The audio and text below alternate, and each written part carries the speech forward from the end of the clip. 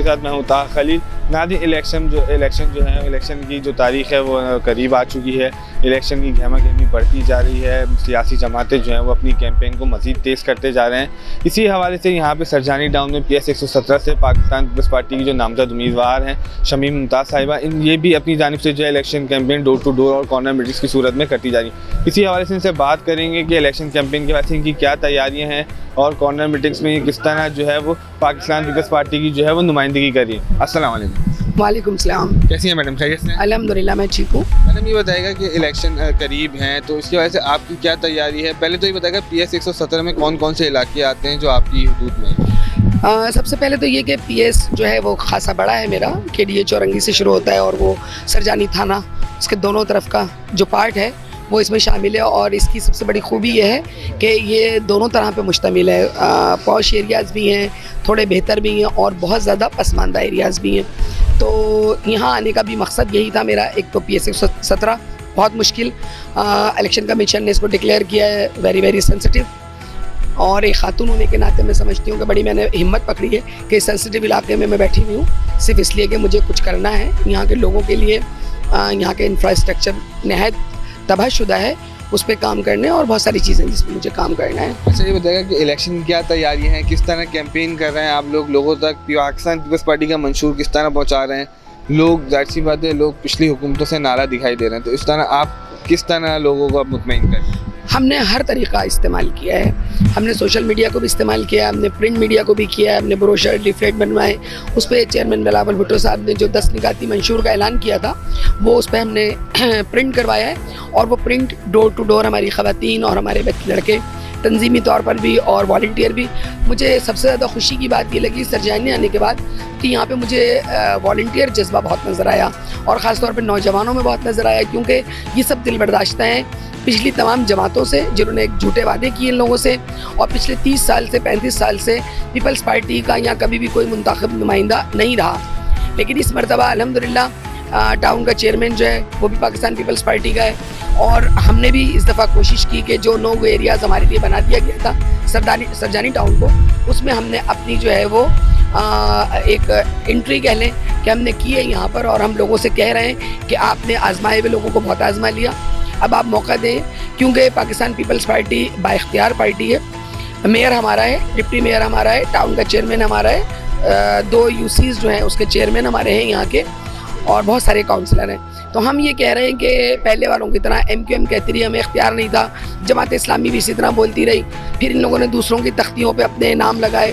तो हम कह रहे हैं कि एक मरतबा बाहर आएँ, ख़ासतौर पे नौजवान बाहर आएँ, और हमारा जो नारा है रोटी कपड़ा और मकान, जो कि पूरा पाकिस्तान इस वक्त मांग रहा है, और मेरे चेयरमैन का विजन भी यही है कि हमने गुर्बत, महंगाई, बेरोज़गारी के ख़िलाफ़ जिहाद करना है। तो वो जिहाद लेके हम यहाँ पर उतरे हैं और इंशाअल्लाह मैं समझती हूँ कि जितना अच्छा मुझे रिस्पांस मिल रहा है एक औरत होने के नाते, मैं समझती हूँ कि ये सीट हम जीत के बिलावल भुट्टो जरदारी को तोहफे में पेश करेंगे। अच्छा मैडम, ये बताएगा कि इलेक्शन करीब हैं, जाहिर सी बात है इस आज से पहले भी जो है आवाम को मसाइल का सामना करना पड़ा, क्योंकि सरजानी टाउन देखा जाए तो शुरू से एक मसाइलिस्तान की नज़र रहा है कि वहाँ मसाइल के अंबार हैं। तो अभी क्या समझती हैं, अभी क्या मसाइल का सामना आवाम को, आपको क्या मुश्किलात सामने आई हैं, और आप अगर इलेक्शन जीतती हैं तो आवाम को किस तरह मसाइल हल करने? देखिए, यहाँ इंफ्रास्ट्रक्चर बिल्कुल नहीं है, ख़ासतौर पर रोड का निज़ाम आप देख लें उठा करके, मुझे हैरत होती है कि यहाँ लोग ज़िंदा कैसे हैं, क्योंकि इतनी कोई हेल्थ फैसिलिटीज़ नहीं है। यहाँ से निकल के जाना, हॉस्पिटल तक पहुँचना, और जो रोडों का हाल है, तो मैं समझती हूँ कि ये बहुत नामुमकिन था यहाँ पे इस हालात में रहना। सीवरेज का निज़ाम बिल्कुल तबाहशुदा है, इलाकों में पानी भरा हुआ है, गटर लाइनें चौक हुई हुई हैं। उसके साथ साथ बिजली यहाँ पर 24 घंटों में से बाज़ इलाकों में 18 घंटे नहीं है। सुई गैस की लोड शेडिंग है। तो यहाँ लोगों का कहना ये है सबसे पहला कि मैडम हमें इंफ्रास्ट्रक्चर करवा के दें, हमारी सड़कें ठीक करवा के दें। सड़कें ठीक होंगी तो हमारी सेहत ठीक रहेगी, क्योंकि 90% अगर आप चेकअप कराएं तो सब यहाँ कमर के मरीज़ मिलेंगे आपको, क्योंकि जिस तरह रोडों पे गाड़ियाँ चल रही हैं। मैम, रोड है ही नहीं। कॉस्मेटिक सर्जरी की पिछले MA ने गुजरे तब्दीली सरकार के 50-50 करोड़ रुपए उन्होंने लिया, और जो इंफ्रास्ट्रक्चर था वो 1 हफ्ते भी नहीं चला। मैं तो यहाँ मेरा आना जाना सरजानी में पिछले 5 साल से है, मुख्तलिफ फोरम से एज ए मिनिस्टर भी मैं यहाँ आती रही, सोशल वेलफेयर में भी, चाइल्ड प्रोटेक्शन के हवाले से भी मेरा यहाँ आना जाना रहा। तो मैं ये समझती हूँ कि इंफ्रास्ट्रक्चर जो है वो बहुत अहम है। उसके साथ साथ फिर ख़वातीन के मसाइल हैं कि ज़ाहिर गुरबत है, बेरोज़गारी है, उसमें हमें काम करने की ज़रूरत है। जॉब्स दी पाकिस्तान पीपल्स पार्टी ने, गवर्नमेंट ऑफ सिंध ने, इनके अपने जो कहते थे कि हम अपने हैं इनके MQM, वो कोर्ट चली गई और पाबंदी लग गई। तो ये मसाइल हैं, मुझे ख़वातीन को ख़ास तौर पे कन्विंस करना पड़ रहा है कि 8 तारीख़ को बाहर निकलें। आपकी बहन आप में से आपके साथ मौजूद है, बहन के हाथ मजबूत करें, क्योंकि मैं औरत होने के नाते इनके मसाइल को ज़्यादा बेहतर समझ सकती हूँ। अच्छा, ये जो ख़वातीन जो बेरोज़गारी की तरफ बढ़ती जा रही हैं, तो इन ख़वातीन को रोज़गार देने के लिए कोई स्ट्रेटजी बनाई इन फ्यूचर आप? 2 तरह से 3 तरह से हम चल रहे हैं। एक तो कई सालों से हमारा बेनज़ीर इनकम सपोर्ट प्रोग्राम चल रहा है, और यहाँ पर मैंने आके ये भी देखा कि लोगों ने यहाँ तक उनको पहुँचने ही नहीं दिया शायद। तो एक तो वो सिलसिला है, चेयरमैन साहब उसको डबल करने जा रहे हैं वज़ीर आज़म बन के इंशाल्लाह, कि वो पैसे भी हम डबल करेंगे। उसमें हेल्थ की फैसिलिटीज़ भी है, उसमें एजुकेशन भी है। उसके साथ साथ बेनज़ीर यूथ डेवलपमेंट के जो प्रोग्राम है वो मैं यहाँ इंट्रोड्यूस करवाऊँगी इंशाल्लाह, और बच्चों को कोर्सेज़ करवाएंगे हम।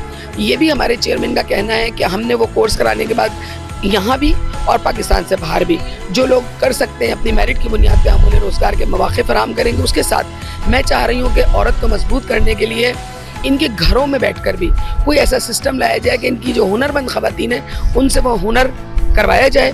मिडिल मैन का रोल बीच में से ख़त्म किया जाए, क्योंकि मिडिल मैन सारा पैसा ले जाता है और असल तक वो पैसा पहुंचता नहीं है। तो मिडिल मैन को हमने काबू करना है और इन ख़वातीन को घर बैठे इनके हुनर के मुताबिक इनको रोज़गार फराहम करना है, ताकि ये अपने घर के हालात को संभालें। अच्छा, जो पसमानदा सरजानी के पसमानदा इलाके हैं उसमें जो बच्चे हैं वो एजुकेशन से अभी लाइल में उनको एजुकेशन नहीं मिल पा रही है, या उनको एक तरीके से तालीम नहीं मिल पाई। तो इस तालीम को निज़ाम को बेहतर करने के लिए कोई आगे पाकिस्तान पीपल्स पार्टी की जानिब से या आपकी जानिब से कोई एक प्लान है, कोई स्ट्रेटजी बनाई जा रही है? इलाके में जब मैं घूमती हूँ तो मुझे बाज़ स्कूल की या कॉलेज की इतनी शानदार बिल्डिंगें भी मिली हैं जो बनी हैं, लेकिन अफसोस की बात है कि वहाँ ताले लगे हुए हैं। और मैं आपके तवज्जुह से ये भी बताऊँ कि अभी यहाँ पर मैंने एक स्कूल ऐसा देखा है जो हायर सेकेंडरी स्कूल के लिए बिल्डिंग बनी होगी, लेकिन उसका ग्राउंड फ्लोर मेन गेट पे ताले लगाकर ग्राउंड फ्लोर को किराए पे दे दिया गया है। तो ये सूरत हाल जब हो कि आपके अपने आपको इस तरह धोखा दे रहे हो, तो क्या बच्चों का निज़ाम तालीम होगा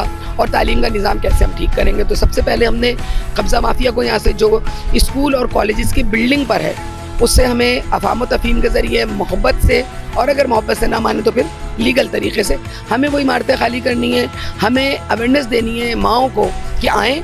हमने बच्चों के लिए बेनिफिट रखा है, लड़कियों को भी हम वजीफ़ा दे रहे हैं, लड़कों को भी हम वजीफ़ा दे रहे हैं। किताबें पहले से मुफ्त हैं, यूनिफॉर्म भी हम दे रहे हैं, बैतुल माल से भी हम इंडक्ट करवाएंगे इन बच्चों को।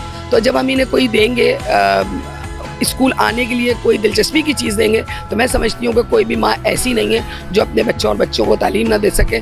तो बहुत सारे मौक़े हैं जो हम इन्हें प्रोवाइड करेंगे, बशर्ते कि ये अपनी बहन के हाथ मजबूत करें। बार बार मौके नहीं मिलते, इनको एक मौका मिला है, इससे फ़ायदा उठाएं। पाकिस्तान पीपल्स पार्टी का MNA भी है हाफिज़ अब्दुल बर साहब 244 से, मैं यहाँ पर MPA के लिए हूँ PSC 117 से।